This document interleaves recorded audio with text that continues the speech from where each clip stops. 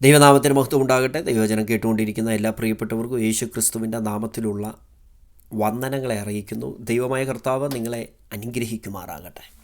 നിങ്ങളെ ധൈര്യപ്പെടുത്തുവാൻ, ബലപ്പെടുത്തുവാൻ ദൈവത്തിൻ്റെ പരിശുദ്ധാത്മാവ് എൻ്റെ കയ്യിൽ ഭരമേൽപ്പിച്ചിരിക്കുന്ന ആത്മീക ദൂതിലേക്ക്, ദൈവവചന ചിന്തയിലേക്ക് നമുക്കൊന്നിച്ച് പ്രവേശിക്കാം. ഏറ്റവും പരിചയമുള്ള വാക്യമാണ് ഇന്നത്തെ ചിന്തയ്ക്ക് ആധാരമായി നാം വായിക്കുന്നത്. സങ്കീർത്തനങ്ങൾ 84:11 ഇങ്ങനെ പറയുന്നു: യഹോവയായ ദൈവം സൂര്യനും പരിചയമാകുന്നു, യഹോവ കൃപയും മഹത്വവും നൽകുന്നു. നേരോടെ നടക്കുന്നവർക്ക് അവൻ ഒരു നന്മയും മുടക്കുകയില്ല. വളരെ ശക്തമായ രീതിയിൽ ദൈവത്തിൻ്റെ വചനം നമ്മളോട് ഇടപെടുന്ന ഒരാത്മീക ദൂതാണത്. നേരോടെ നടക്കുന്നവർക്ക് ദൈവം ഒരു നന്മയും മുടക്കുകയില്ല. അതായത് ഞാനും നിങ്ങളും നേരോടെ ദൈവസന്നിധിയിൽ നടന്നാൽ, ദൈവത്തിൻ്റെ കണ്ണുകൾ കൊണ്ട് നോക്കുമ്പോൾ നേരെ നമ്മുടെ ജീവിതത്തിലുണ്ടെങ്കിൽ, മനുഷ്യനെ കാണിക്കാൻ വേണ്ടി നേരോടെ നടക്കുകയല്ല, ദൈവം എന്നെ കാണുന്നുണ്ട്, എൻ്റെ വഴികൾ ദൈവസന്നിധിയിൽ ഇരിക്കുന്നു, ദൈവത്തിൻ്റെ മുമ്പാകെ ഇരിക്കുന്നു എന്നുള്ള ബോധ്യത്തോടെ നേരോടെ നടക്കുന്ന ഒരു വ്യക്തിയുടെ നന്മ ദൈവം മുടക്കത്തില്ല. മനുഷ്യൻ ദൈവം തരുന്ന നന്മ മുടക്കാൻ ശ്രമിച്ചാലും ആ നന്മ മുടങ്ങിപ്പോകത്തില്ല. ആമേൻ പറ. നിൻ്റെ ജീവിതത്തിൽ ദൈവം നിനക്കും നിൻ്റെ തലമുറയ്ക്കും വച്ചിരിക്കുന്ന നന്മ മുടക്കാൻ ഒരു ഇരുട്ടിൻ്റെ ശക്തിക്കും കഴിയത്തില്ല, ഒരു മനുഷ്യൻ്റെ ശക്തിക്കും കഴിയത്തില്ല, ഒരസൂയയ്ക്കും കഴിയത്തില്ല, ഒരു തന്ത്രത്തിനോ കുബുദ്ധിക്കോ കഴിയത്തില്ല. കാരണം നന്മ തരുന്നത് ദൈവമാണെങ്കിൽ അത് മുടക്കാൻ, ദൈവം നീട്ടിയ കയ്യെ മടക്കിക്കളയാൻ ശക്തിയുള്ള മറ്റൊരു കരം ഈ ഉലകത്തിലില്ല. ആമേൻ. കർത്താവ് നിനക്കൊരു നന്മ തന്നാൽ, നന്മ തരാൻ തീരുമാനിച്ചാൽ അതിനെ മുടക്കാൻ ആർക്കും കഴിയത്തില്ല. നേരോടെ നീ നടന്നോണം. നേരോടെ വിശുദ്ധിയോടെ ദൈവത്തെ ഭയപ്പെട്ട് പ്രാർത്ഥിച്ചു മുൻപോട്ട് കാര്യങ്ങളെ നീക്കിക്കോണം. നിൻ്റെ നന്മ മുടങ്ങാൻ എൻ്റെ ദൈവം സമ്മതിക്കത്തില്ല. അതാ പറയുന്നത്, യഹോവയായ ദൈവം സൂര്യനും പരിചയമാകുന്നു, യഹോവ കൃപയും മഹത്വവും നൽകുന്നു. നേരോടെ നടക്കുന്നവർക്ക് അവനൊരു നന്മയും മുടക്കത്തില്ല. നന്മ മുടക്കാൻ 1000 ആൾക്കാർ നിൻ്റെ ചുറ്റും എഴുന്നേറ്റ് നിന്നാലും പ്രബലന്മാരായിരിക്കും, ബലവാന്മാരായിരിക്കും, ബുദ്ധിമാന്മാരായിരിക്കും, ധനവാന്മാരായിരിക്കും, സ്വാധീനമുള്ളവരായിരിക്കും. ഭയപ്പെടരുത്. ഈ വചനത്തെ മുറുകെ പിടിച്ചോണം. എൻ്റെ ദൈവം ഞാൻ നേരോടെ നടക്കുന്നിടത്തോളം കാലം എൻ്റെ നന്മ മുടക്കിക്കളയാൻ ആരെയും സമ്മതിക്കത്തില്ല. ആമേൻ. യെശയ്യാവ് 43:13 ഇന്നും ഞാൻ അനന്യൻ തന്നെ, എൻ്റെ കയ്യിൽ നിന്ന് വിടുവിക്കുന്നവൻ ആരുമില്ല. ഞാൻ പ്രവർത്തിക്കും, ആര് തടുക്കും? ആര് തടുക്കും? ദൈവം നമുക്ക് വേണ്ടി പ്രവർത്തിക്കാൻ എഴുന്നേറ്റാൽ ആരാ തടുക്കുന്നത്? ആ പ്രവൃത്തിയെ തടയാൻ ആരെയും ദൈവം സമ്മതിക്കത്തില്ല. അതാ പുതിയ നിയമത്തിൽ വായിക്കും, ദൈവം നമുക്ക് അനുകൂലമെങ്കിൽ പ്രതികൂലം ആര്? എന്തിനാ ഭയപ്പെടുന്നേ? ആരെയാ ഭയപ്പെടുന്നേ? ദൈവം നമുക്ക് അനുകൂലമാണെന്ന് ഉറപ്പുണ്ടോ? ആരെയും ഭയപ്പെടുന്നേ? യെശയ്യാവ് 14:27 സൈന്യങ്ങൾ യഹോവ നിർണയിച്ചിരിക്കുന്നു, അത് ദുർബലമാക്കുന്നവനാര്? അവൻ്റെ കൈ നീട്ടിയിരിക്കുന്നു, അത് മടക്കുന്നവനാര്? തമ്പുരാൻ്റെ കൈ നിനക്കും നിൻ്റെ കുടുംബത്തിനും അനുകൂലമായി നീട്ടിയാൽ അതിനെ മടക്കുന്നത് ആരുമില്ല. മടക്കത്തക്ക നിലവാരത്തിൽ ശക്തിയുള്ള ഒരുത്തനുമില്ല. ആമേൻ. നേരോടെ നടക്കുന്നവർക്ക് അവൻ ഒരു നന്മയും മുടക്കത്തില്ല. വിശ്വസിക്കാൻ കഴിയുന്നുണ്ടോ? നന്മ മുടങ്ങിപ്പോയെന്നാണോ നീ പറയുന്നത്? അല്ലല്ല. ദൈവം തരുന്ന നന്മ നേരോടെ നടക്കുന്നവരുടെ വീട്ടിൽ വെളിപ്പെട്ടിരിക്കും. ആമേൻ. അതിനെ തടയാൻ എത്ര വലിയ ഉന്നതന്മാർ എഴുന്നേറ്റെന്ന് പറഞ്ഞാലും ദൈവപദ്ധതിയെ മുടക്കിക്കളയാൻ ഒരു ഹെരോദാവിനും പറ്റത്തില്ല, ഒരു ഫറവോനും പറ്റത്തില്ല, ഒരു പീലാത്തോസിനും പറ്റത്തില്ല. ആമേൻ. സഭാപ്രസംഗി 5:8 പറയുന്നു, ഉന്നതനു മീതെ ഒരു ഉന്നതനും, അത്യുന്നതൻ അവർക്കു മീതെ അത്യുന്നതനും ജാഗരിക്കുന്നു. ഉന്നതനു മീതെ ഒരു ഉന്നതനും, അവർക്കു മീതെ അത്യുന്നതനും ജാഗരിക്കും. ഉന്നതന്മാരുണ്ട്, അവർക്ക് മീതെ ഇരിക്കുന്ന ഉന്നതന്മാരുണ്ട്. പക്ഷേ എൻ്റെ ദൈവം അത്യുന്നതനാണ്. ഉന്നതന് മീതെ ഒരു ഉന്നതൻ കാണും, എന്നാൽ അവർക്ക് മീതെ വേറൊരാളുണ്ട്, അത് അത്യുന്നതനാണ്. എനിക്ക് വേണ്ടി ജാഗരിക്കുന്നൊരു ദൈവം.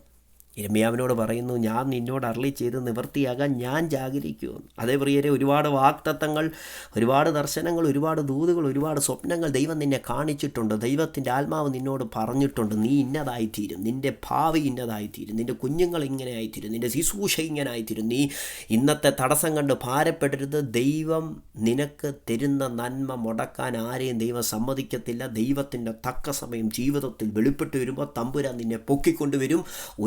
മീതെ ഒരു ഉന്നതനുണ്ട്, അവർക്ക് മീതെ ഒരു അത്യുന്നതനാണ് ജാഗരിക്കുന്നത്. അത്യുന്നതനാണ് നിനക്ക് വേണ്ടി ജാഗരിക്കുന്നത്. പഴയ നിയമത്തിലെയും പുതിയ നിയമത്തിലെയും ഓരോ സംഭവങ്ങൾ ഈ ഒരു മെസ്സേജുമായി ബന്ധപ്പെട്ട് പറഞ്ഞ് നമുക്കൊന്നിച്ച് പ്രാർത്ഥിക്കാം. പ്രിയരെ, ദൈവത്തിൻ്റെ പദ്ധതിയെ ഇല്ലാതാക്കാൻ, ദൈവത്തിൻ്റെ പദ്ധതിയുള്ളൊരു വ്യക്തിയെ ഇല്ലാതാക്കാൻ, ദൈവത്തിൻ്റെ പദ്ധതിയുള്ളൊരു ജനത്തെ, ഒരു സമൂഹത്തെ ഇല്ലാതാക്കാൻ ബുദ്ധിയോടെ പെരുമാറുന്ന എത്ര പേര് എഴുന്നേറ്റ് വന്നാലും, അവരുടെ കുബുദ്ധികൾ എത്ര ഉപയോഗിച്ചെന്ന് പറഞ്ഞാലും, അവരുടെ തന്ത്രങ്ങൾ എത്ര ഉപയോഗിച്ചെന്ന് പറഞ്ഞാലും, ദൈവപദ്ധതിയുള്ളൊരു വ്യക്തിയെ തകർക്കാൻ ആർക്കും സാധിക്കത്തില്ല. ദൈവം ഒരു വ്യക്തിയെ ഉയർത്താൻ തീരുമാനിച്ചാൽ ദൈവം ഉയർത്തുക തന്നെ ചെയ്യും. അതാ ബൈബിൾ പറയും, ദൈവം ഒരുവനെ ഉയർത്തുകയും മറ്റൊരുത്തനെ താഴ്ത്തുകയും ചെയ്യും. നിൻ്റെ ഭാവി എന്തായി തീരണമെന്ന് തീരുമാനിക്കുന്നത് ദൈവമാണ്. ദാവീദ് പറഞ്ഞു, എൻ്റെ കാലഗതികൾ നിൻ്റെ കയ്യിലിരിക്കുന്നു. My future is in your hands. എൻ്റെ കാലഗതി ദൈവത്തിൻ്റെ കയ്യിലായിരിക്കുന്നതെങ്കിൽ തമ്പുരാനാണ് തീരുമാനിക്കുന്നത് ഞാൻ ആരായിത്തീരണം, എന്തായിത്തീരണമെന്ന്. ആമേൻ. പഴയ നിയമത്തിൽ ഇസ്രായേൽ ജനത്തെക്കുറിച്ച് ദൈവത്തിന് വലിയ പദ്ധതികളുണ്ട്. അബ്രഹാം മുഖാന്തരം അബ്രഹാമിൻ്റെ സന്തതി പരമ്പരകൾ ഇന്നതാകുമെന്ന് ദൈവം വാഗ്ദാനം ചെയ്തത്. അങ്ങനെ ഇസ്രായേൽ ജനം മിസ്രൈമിലായിരിക്കുന്ന സമയത്ത്, പുറപ്പാട് പുസ്തകം 1-ാം അധ്യായത്തിൽ, യോസഫിനെ അറിയാത്ത പുതിയൊരു രാജാവ് മിസ്രൈമിൽ വന്നു. ഇസ്രായേൽ ജനം ഭയങ്കര ശക്തിയുള്ള ജനമായി തീർന്നു. അപ്പോൾ യോസഫിനെ അറിയാത്ത ആ ഫറവോൻ, ആ രാജാവ് മിസ്രൈമിലുള്ള ജനത്തോട് പറയുന്നൊരു കാര്യം പുറപ്പാട് പുസ്തകം 1-ാം അധ്യായത്തിൻ്റെ 9-ാം വാക്യത്തിലുണ്ട്. ഇങ്ങനെ പറയാം, അവൻ തൻ്റെ ജനത്തോട്, ഇസ്രായേൽ ജനം നമ്മേക്കാൾ ബാഹുല്യവും ശക്തിയുമുള്ളവരാകുന്നു. അവർ പെരുകിയിട്ടൊരു യുദ്ധമുണ്ടാകുന്ന പക്ഷം നമ്മുടെ ശത്രുക്കളോട് ചേർന്ന് നമ്മോട് പൊരുത് ഈ രാജ്യം വിട്ടു പോയി കളവാൻ സംഗതി വരാതിരിക്കേണ്ടതിന് നാം അവരോട് ബുദ്ധിയായി പെരുമാറുക. നോക്കിക്കേ, ദൈവം കൂടെയുള്ള, ദൈവം വർദ്ധിപ്പിച്ച ദൈവത്തിൻ്റെ ജനമായ വാഗ്ദത്തമുള്ള ഇസ്രായേൽ ജനം, അവരെ നശിപ്പിക്കാൻ ദൈവമില്ലാത്ത, വെളിപ്പാടില്ലാത്ത ഫറവോൻ ബുദ്ധിയോടെ പെരുമാറാൻ പോവുക.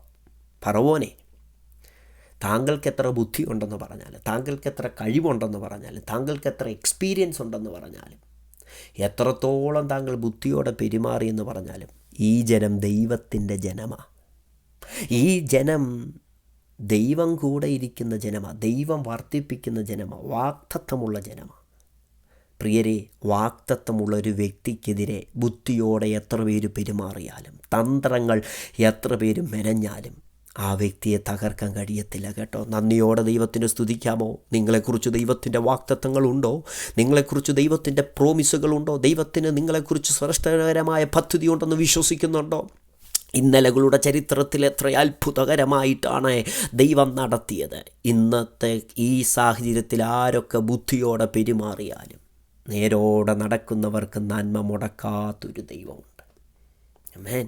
ഫറവോൻ പറയാം, ബുദ്ധിയോടെ പെരുമാറാം. എന്താ ഫറവോൻ കാണിച്ച ബുദ്ധി? 11-ാം വാക്യം, അങ്ങനെ കഠിന വേലകളാൽ അവരെ പീഡിപ്പിക്കേണ്ടതിന് അവരുടെ മേൽ ഊഴിയ വിചാരകന്മാരെ ആക്കി. അവർ പീഥോം, റയംസേസ് എന്ന സംഭാര നഗരങ്ങളെ ഫറവോന് പണിതു. ഫറവോൻ്റെ തന്ത്രമായിരുന്നു അവരെ ഒരുപാടങ്ങ് കഷ്ടപ്പെടുത്തും. അങ്ങനെ ആ ഒരു നയം അങ്ങ് ഇറക്കിക്കഴിഞ്ഞാൽ ഈ ജനം അങ്ങ് ഇല്ലാതായിത്തീരും. നമുക്ക് ഇവരുമായിട്ടൊരു കോമ്പറ്റീഷൻ ഉണ്ടാകത്തില്ല, അവരെ അങ്ങ് ഒതുക്കിയേര് എന്നുള്ള രീതിയിൽ ബുദ്ധിയോടെ പെരുമാറി. എന്നാൽ 12-ാം വാക്യത്തിൽ ആ തമ്പുരാൻ ചെയ്ത കാര്യം എഴുതി വച്ചേക്കുന്നത്, പുറപ്പാട് 1:12. എന്നാൽ അവർ പീഡിപ്പിക്കും തോറും ജനം പെരുകി വർദ്ധിച്ചു, അതുകൊണ്ട് അവർ ഇസ്രായേൽ മക്കൾ നിമിത്തം പേടിച്ചു. ഫറവോനെ, ഉന്നതന് മീതെ ഒരു ഉന്നതനുണ്ട് കേട്ടോ. അവന് മീതെ മറ്റൊരു അത്യുന്നതനുണ്ട് കേട്ടോ. നീ എത്ര ബുദ്ധിയോടെ പെരുമാറിയാലും വാഗ്ദത്തമുള്ള ജനത്തെ ഒതുക്കിക്കളയാൻ കഴിയത്തില്ല. ദൈവത്തിൻ്റെ വചനം എഴുതി വച്ചിരിക്കുന്നു, അവൻ പീഡിപ്പിക്കും തോറും, അവർ പീഡിപ്പിക്കും തോറും, മിസ്രൈമ്യർ പീഡിപ്പിക്കും തോറും ജനം പെരുകി വർദ്ധിപ്പിച്ചു. ഇവർ പെരുകാതിരിക്കാനല്ലേ ഫറവോൻ ബുദ്ധിയോടെ പെരുമാറിയത്? എന്നാൽ അവൻ്റെ ബുദ്ധിയെ അട്ടിമറിച്ച ദൈവത്തിൻ്റെ ഒരു പദ്ധതി. എന്നെ കേൾക്കുന്ന പ്രിയരെ, ഒരു മാനുഷിക തന്ത്രങ്ങളെ നീ ഭയപ്പെടരുത് കേട്ടോ. ധൈര്യത്തോടിരിക്കുക, ബലത്തോടിരിക്കുക. നേരോടെ നടക്കുന്നവർക്ക് നന്മ മുടങ്ങിക്കളയാൻ ദൈവം സമ്മതിക്കത്തില്ല. എത്ര വലിയ ഫറവോന്മാർ എഴുന്നേറ്റെന്ന് പറഞ്ഞാലും, ബുദ്ധിയോടെ തന്ത്രങ്ങൾ മെനയുന്ന എത്ര വലിയ വ്യക്തികൾ എഴുന്നേറ്റെന്ന് പറഞ്ഞാലും ഭയപ്പെടരുത്. നേരോടെ നടക്കുക, പ്രാർത്ഥനയിൽ തുടരുക, വിശുദ്ധിയിൽ തുടരുക, വിശ്വാസത്തിൽ മുൻപോട്ട് തുടരുക. നിൻ്റെ മേലുള്ള നിയോഗങ്ങളെ നിവർത്തിക്കുന്ന ഒരു ദൈവമുണ്ട്. നിന്നെക്കുറിച്ചുള്ള പദ്ധതികളെ പൂർത്തീകരണത്തിൽ നിൻ്റെ കണ്ണാൽ കാണത്തക്ക നിലവാരത്തിൽ പ്രവർത്തിക്കാൻ ശക്തിയുള്ളൊരു ദൈവമുണ്ട്. പുതിയ നിയമത്തിലേക്ക് നമ്മൾ വരുമ്പോൾ നമ്മുടെ കർത്താവിൻ്റെ ചരിത്രം നമ്മൾ പഠിക്കുമ്പോൾ, യേശു കർത്താവിൻ്റെ ഉയർപ്പിനെക്കുറിച്ചൊക്കെ നമ്മൾ പഠിക്കുമ്പോൾ, അടക്കത്തെക്കുറിച്ചൊക്കെ പഠിക്കുമ്പോൾ, മത്തായി സുവിശേഷം 27-ാം അധ്യായത്തിൽ യേശു കർത്താവ് ജീവിച്ചിരുന്നപ്പോൾ പറഞ്ഞായിരുന്നു, എന്നെ യഹൂദന്മാർ പിടിക്കും, കൊല്ലും, പക്ഷെ 3-ാം ദിവസം ഞാൻ ഉയർത്തെഴുന്നേൽക്കും. ഇത് കേട്ടിരുന്ന മഹാപുരോഹിതന്മാർക്കും പരീശന്മാർക്കും യഹൂദന്മാർക്കുമൊക്കെ ഒരു ഉറപ്പുണ്ടായിരുന്നു, യേശു എന്തെങ്കിലും പറഞ്ഞാൽ അതുപോലെ ചെയ്യുമെന്ന്. അപ്പോൾ യേശു കർത്താവ് മരിച്ചു. കർത്താവിനെ കല്ലറയിൽ അടക്കി, കല്ലറയിൽ വെച്ചു. എന്നിട്ട് അവർ പുതിയൊരു കല്ല്, വലിയൊരു കല്ല് ആ കല്ലറയുടെ മുന്നിൽ ഉരുട്ടി വെച്ചു. എന്നിട്ട് മത്തായി സുവിശേഷം 27-ാം അധ്യായത്തിൻ്റെ 62-ാം വാക്യത്തിൽ ഇങ്ങനെ വായിക്കുന്നത്, ഒരുക്കനാളിൻ്റെ പിറ്റേ ദിവസം മഹാപുരോഹിതന്മാരും, ശ്രദ്ധിച്ച് കേട്ടോണേ, മഹാപുരോഹിതന്മാരും പരീശന്മാരും പീലാത്തോസിൻ്റെ അടുക്കൽ ചെന്നുകൂടി. ആരൊക്കെയാണ് വന്നത്? മഹാപുരോഹിതന്മാർ, പരീശന്മാർ. ഇവരെല്ലാം കൂടെ പീലാത്തോസിൻ്റെ, നാടുവാഴിയായ ഗവർണറായ പീലാത്തോസിൻ്റെ അടുക്കൽ വന്നിട്ട് പറയുക, യജമാനനെ, ആ ചതിയൻ ജീവനോടിരിക്കുമ്പോൾ 3-ാം നാൾ കഴിഞ്ഞിട്ട് ഞാൻ ഉയർത്തെഴുന്നേൽക്കുമെന്ന് പറഞ്ഞ പ്രകാരം ഞങ്ങൾക്ക് ഓർമ്മ വന്നു. നോക്കിക്കേ, പരീശന്മാർക്കും മഹാപുരോഹിതന്മാർക്കും ഒക്കെ ഭയങ്കര ഉറപ്പാണ്, കർത്താവ് എന്തെങ്കിലും പറഞ്ഞാൽ അതുപോലെ നടക്കുമെന്ന്. അവിടെ വായിക്കുന്ന കണ്ടോ, യേശുവിനെ അവരെ അഭിസംബോധന കഴിഞ്ഞ പദം കണ്ടോ, ആ ചതിയൻ ജീവനോടിരിക്കുമ്പോൾ. യേശു കർത്താവിനെക്കുറിച്ച് പരീശന്മാർ പറഞ്ഞ പദമൊപ്പ ചതിയൻ. അങ്ങനെയാണെങ്കിൽ എന്നെക്കുറിച്ചും നിങ്ങളെക്കുറിച്ചുമൊക്കെ എല്ലാവരും നല്ല വാക്ക് പറയുമെന്ന് എപ്പോഴും ഓർക്കരുത് കേട്ടോ. യേശുവിനെക്കുറിച്ച് അവർ പറഞ്ഞ സ്റ്റേറ്റ്മെൻറ്റ് കേട്ടോ, ചതിയെന്ന്. അതാ ബൈബിളിൽ പറയുന്ന പച്ചമരത്തോട് ഇങ്ങനെ ചെയ്താൽ ഉണങ്ങിയതിനെന്തോ ഭവിക്കും. അപ്പം കർത്താവിനെ വിളിക്കുക ചതിയൻ. ആ ചതിയൻ ജീവനോടിരിക്കുമ്പോൾ പറഞ്ഞ അവർക്ക് കർത്താവിനോടുള്ള രോക്ഷമാണ് ആ പദത്തിലൂടെ വെളിപ്പെട്ട് വരുന്നത്. എന്നിട്ട് 64-ാം വാക്യത്തിൽ പറയും, അതുകൊണ്ട് അവൻ്റെ ശിഷ്യന്മാർ ചെന്ന് അവനെ മോഷ്ടിച്ചിട്ട് അവൻ മരിച്ചവരുടെ ഇടയിൽ നിന്ന് ഉയർത്തെഴുന്നേറ്റു എന്ന് ജനത്തോട് പറയുകയും ഒടുവിലത്തെ ചതിവ് മുമ്പത്തേലും വിഷമമായി തീരുകയും ചെയ്യാതിരിക്കേണ്ടതിന് 3-ാം നാൾ വരെ കല്ലറ ഉറപ്പാക്കാൻ കൽപ്പിക്കുക. കണ്ടോ, അവർക്ക് കഴിയാൻ പറ്റുന്ന രീതിയിലുള്ള തന്ത്രങ്ങൾ മെനയുക. യേശു ഉയർക്കുമെന്ന് പറഞ്ഞു, അവർക്കറിയാം ഉയർക്കുമെന്ന്. പക്ഷേ അവരിപ്പോൾ പറയുന്നത്, ഇനിയിപ്പോൾ ശിഷ്യന്മാരെടുത്തുകൊണ്ട് പോയിട്ട് യേശു കർത്താവ് ഉയർത്തെന്ന് ശിഷ്യന്മാർ പറയും. അങ്ങനെ ഒരു പറച്ചിലിവിടെ ഉണ്ടാകാൻ പാടില്ല. യേശു ഉയർത്തെന്ന് ആരും ഇനി പറയാൻ പാടില്ല. യേശു ഉയർക്കുമെന്ന് ജീവിച്ചിരുന്നപ്പോൾ പറഞ്ഞു. ഇനി അഥവാ ശിഷ്യന്മാരെടുത്തുകൊണ്ട് പോയിട്ട് യേശു കർത്താവ് ഉയർത്തെന്ന് അവർ പറയാതിരിക്കാൻ എന്തോ ചെയ്യണം? കല്ലറ ഉറപ്പാക്കണം. കല്ലറ ഉറപ്പാക്കണം. 65-ാം വാക്യത്തിൽ പീലാത്തോസ് അവരോട്, കാവൽക്കൂട്ടത്തെ തരാം, പോയി നിങ്ങളാലാവുന്നിടത്തോളം ഉറപ്പ് വരുത്തുവീനെന്ന് പറഞ്ഞു. അവർ ചെന്ന് കല്ലിന് മുദ്ര വെച്ച് കാവൽക്കൂട്ടത്തെ നിർത്തി കല്ലറ ഉറപ്പാക്കി. നോക്കിക്കേ, യേശു കർത്താവ് ഉയർക്കാതിരിക്കാൻ, അല്ലെങ്കിൽ യേശു കർത്താവിനെ ശിഷ്യന്മാരെടുത്തുകൊണ്ട് പോകുമെന്ന് പറഞ്ഞുകൊണ്ട് യേശുവിൻ്റെ ഉയർപ്പിനെതിരെയാണ് അവർ ഉരുട്ടി വെച്ചത്. യേശു കർത്താവിൻ്റെ ഉയർപ്പിനെതിരെയാണ് കാവൽക്കൂട്ടത്തെ ആക്കിയത്. യേശു കർത്താവിൻ്റെ ഉയർപ്പിനെതിരെയാണ് കല്ല് മുദ്ര വെച്ചത്. റോമൻ ഇമ്പീരിയൽ മുദ്ര വെച്ച് കല്ലറ ഉറപ്പാക്കിയെന്നാണ് വെച്ചത് പറയുന്നത്. അവരാൽ ആവോളം കല്ലറ ഉറപ്പ് വരുത്തി അവരെക്കൊണ്ട് ചെയ്യാൻ പറ്റുന്നതെല്ലാം ചെയ്തു. വലിയ കല്ല് ഉരുട്ടി വെച്ചു, പടയാളികളെ ഏർപ്പെടുത്തി, കല്ലറ ഉറപ്പാക്കി മുദ്ര വെച്ചു. എന്തിനാ? യേശു ഉയർക്കരുത്. യേശു ഉയർത്തു എന്നുള്ള ന്യൂസ് പുറത്തു വരരുത്. അവരുടെ ഉദ്ദേശം പലതായിരുന്നു. ഒരു ഭാഗത്ത് അവർ പറയുന്നു ആ ചതിയൻ ജീവനോടിരുന്നപ്പോൾ പറഞ്ഞു ഉയർക്കുമെന്ന്. മറുഭാഗത്ത് അവർ പറയുന്നു ശിഷ്യന്മാർ കട്ടുകൊണ്ട് പോകും. ആ വാർത്തയെ അവർ വളച്ചൊടിക്കുക, കട്ടുകൊണ്ട് പോകും, എന്നിട്ട് ഉയർത്തെന്ന് പറയും. എന്തായിരുന്നാലും യേശുവിൻ്റെ ഉയർപ്പിനെതിരെ ഉയർക്കാതിരിക്കാൻ, ഉയർത്ത വാർത്ത അറിയാതിരിക്കാൻ കല്ലറ ഉറപ്പാക്കുക, കല്ലറ മുദ്രവെക്ക്, കല്ല് വെച്ചു, എല്ലാം ചെയ്തു. പക്ഷേ എന്ത് സംഭവിച്ചു? ദൂതനിറങ്ങി ആ കല്ലിനെ ഉരുട്ടി മാറ്റി. അത് തിരിഞ്ഞുരുളാതിരിക്കാൻ കല്ലിൻ്റെ മുകളിൽ കയറിയിരിക്കുക.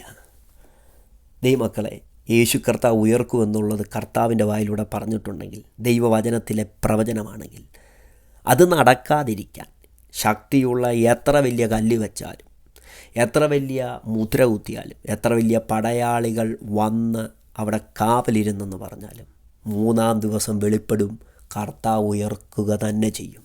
തീർന്നില്ല കേട്ടോ. യേശു കർത്താവ് ഉയർത്തു.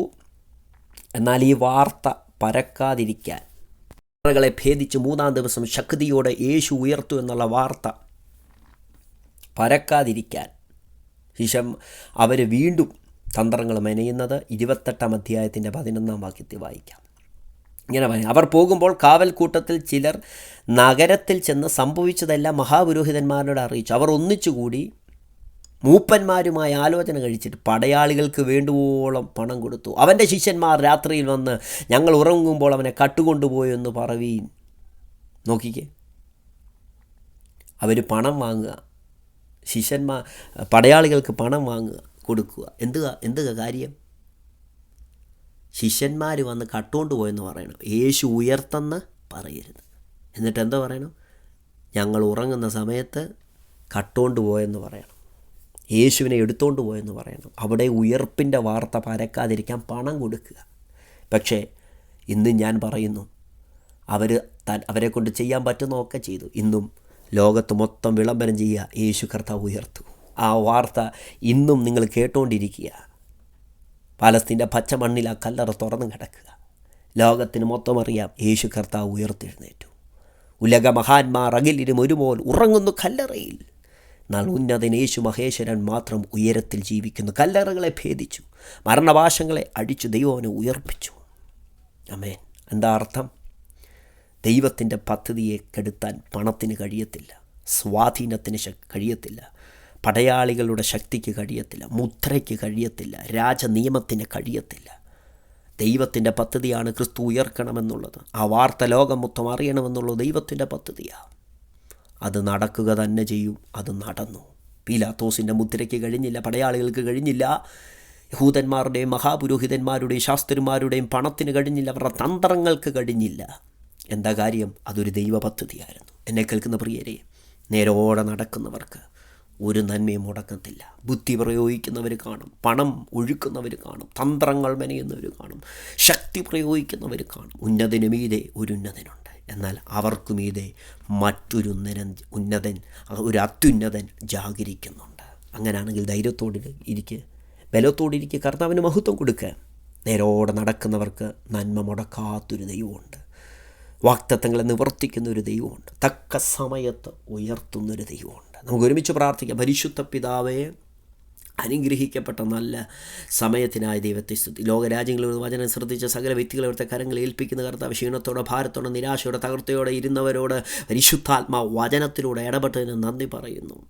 ദൈവ പദ്ധതിയുള്ളവരെ തകർക്കാൻ ആർക്കും കഴിയത്തില്ല. ദൈവത്തിൻ്റെ പദ്ധതിയെ മൂടി വെക്കുവാൻ ആർക്കും കഴിയത്തില്ലല്ലോ. തന്ത്രങ്ങൾക്ക് കഴിയത്തില്ല, ബുദ്ധിക്ക് കഴിയത്തില്ല, പണത്തിന് കഴിയത്തില്ലല്ലോ, സ്വാധീനത്തിന് കഴിയത്തില്ലല്ലോ, നിയമത്തിന് കഴിയത്തില്ല. നേരോടെ നടക്കുന്നവരുടെ നന്മ മുടക്കാൻ ദൈവം ആരെയും സമ്മതിക്കാതിരിക്കുന്നതിന് നന്ദി പറയും. നേരോടെ നടന്നുകൊണ്ട് ദൈവപ്രവൃത്തിയെ ഘോഷിക്കുന്നവരായി തീരാൻ ഞങ്ങളെ സഹായിക്കണമേ. ഒരുമിച്ച് അനുഗ്രഹിക്കണം. അടുത്ത വരവിനായി ഞങ്ങളെ ഒരുക്കും യേശുവിൻ നാമത്തിൽ തന്നെ. ആമേൻ.